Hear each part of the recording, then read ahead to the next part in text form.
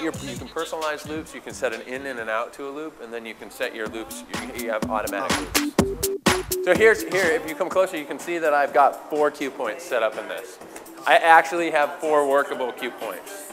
I use these cue points in songs. For example, my first one is my first beat. The second one is the first chorus intro.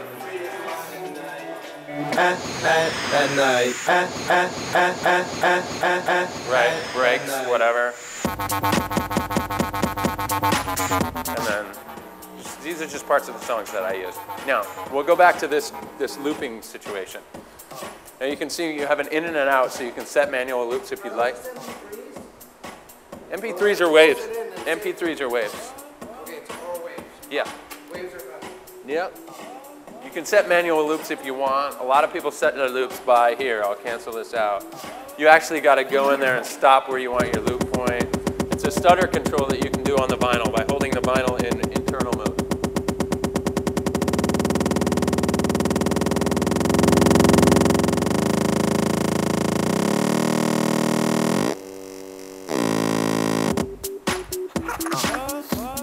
That's cool. Anyway, I was trying to figure that out earlier. All you got to do is tap the out, right? So it's actually looping that whole thing. What I need for keeps this silly game. Wow.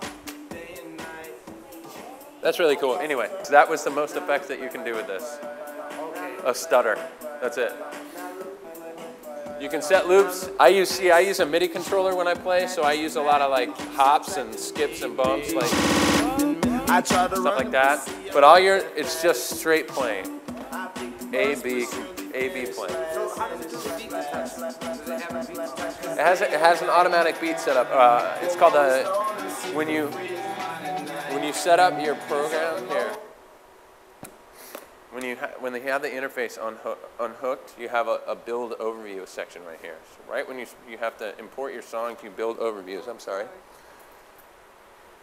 I have 41 new songs it's going to process beats per minute. Right here, for example, this doesn't have a beat per minute on it. Okay, I'll go back and just for fun, I'll set a cue point, but it doesn't. Your BPMs are right up here, but you can tap those BPMs out.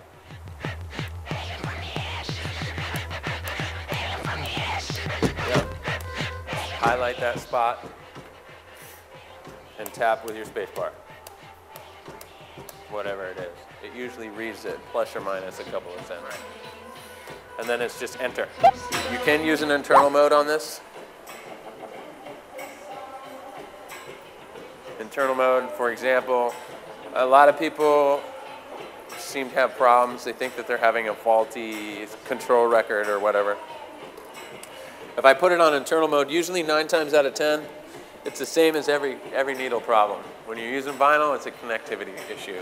Lick your needle and everything's usually good to go. But that's the cool thing, is you can continue the song. You never have to stop. If the control vinyl runs out of space, you're going to watch.